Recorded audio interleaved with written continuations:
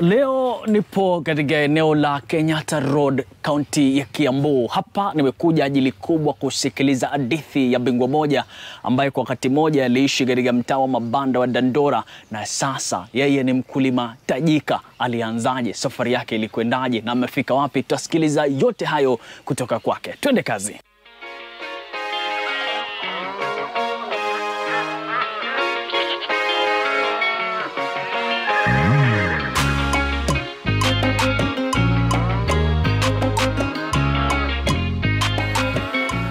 Bingwa.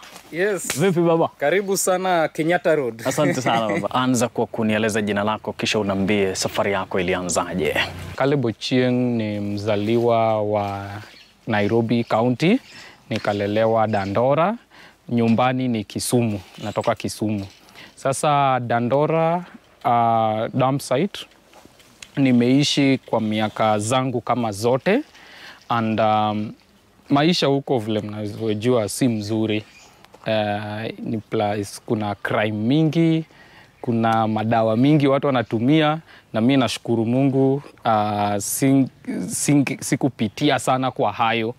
Na there is a time when going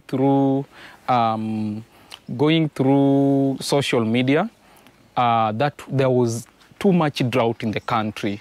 And you could see people in the northern Kenya, animals dying, and you could see people dying because of hunger. That's where there are several organizations which came together. They felt like it will be okay if we can train thousands of youths who can then after get into production to make sure that there is enough food in the country. You know, when the production is produced by many, there will be a lot of food, and even getting food will be cheaper to the people of Kenya. So after the training, we scouted for a land, and that's where we found this land here. We talked with the owner of this land, where we had an agreement. We leased it for 10 years. After leasing it and doing business in it for 10 years, me as a youth, I will be in a position to buy my land and to set something like this. Now, today we'll focus a lot on what is happening here. So this land, it's like a model farm. We do production here as a business. We produce fruity vegetables. As you can see in this specific greenhouse, we have cherry tomatoes. And for those who don't know cherry tomatoes, they are just like normal tomatoes, only that it have low acids and also the Brix ratio. Utamu yake, it's more sweeter than the normal tomato. So cherry tomatoes is used mostly as salads. And as you can see, we have cluster of cherry tomatoes here. They produce so much. And cherry tomatoes, it will take 3 months to maturity. And then after that, we will harvest it for 4 to 6 months.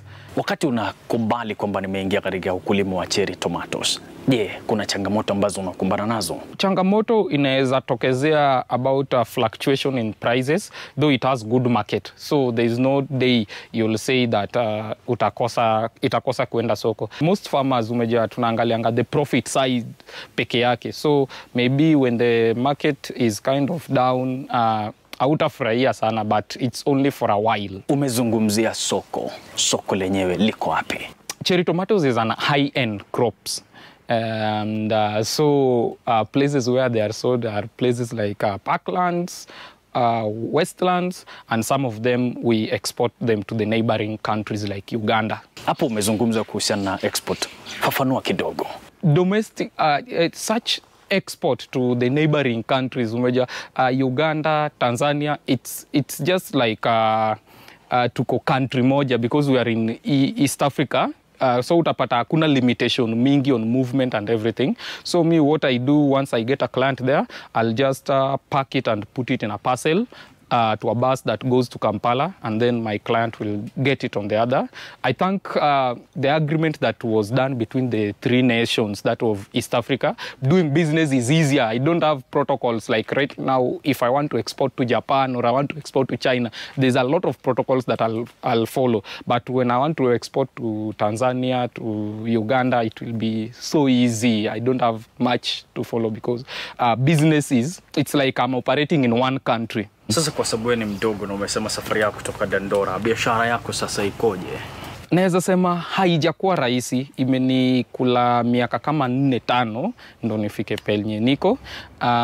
Happy that from Dandora, where we used to live in a single house near to the dump site, you see a lot of things.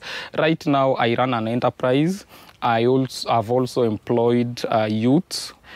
Fellow youths who, me by this I employ mtu who is not a youth, because I know what is it to be like a youth who is not employed in this country. So I've employed fellow youths who help me in the farm. Naona matunda yako yana rutuba kweli kweli, maji unayatoa wapi?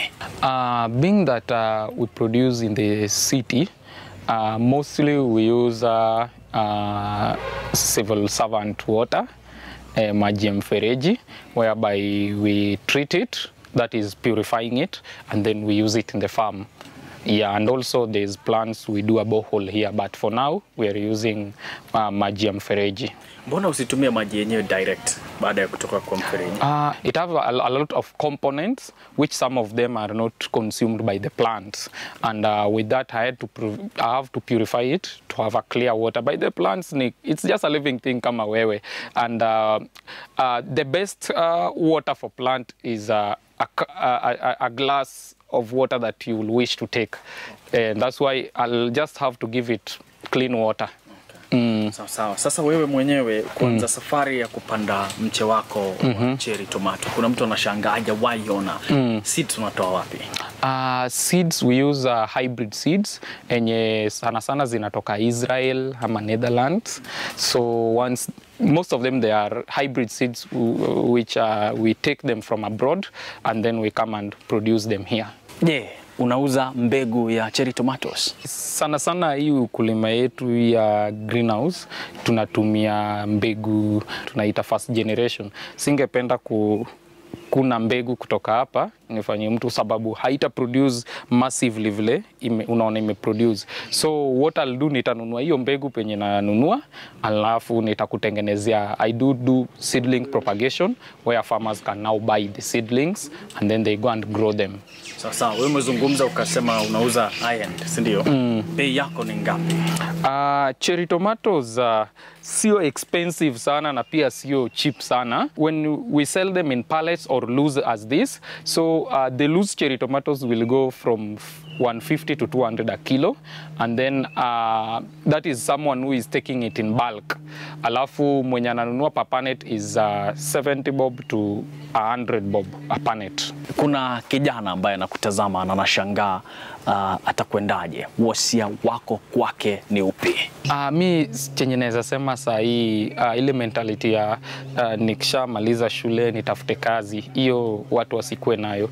Watu wakue na ile mentality ya nikishamaliza ni nini naweza fanya to generate work for your own. Na the easiest way to generate work ni kuproduce hapa kwa ukulima. So people get into farming, do this type of modern farming, which you can do it anywhere, and with that you will get your cash.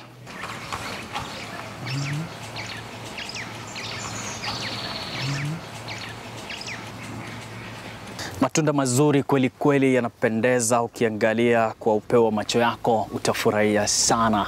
Hapa bingwa amejituma na baadaye akaona matunda yenyewe. Emmanuel Terer, Kenya's Gold.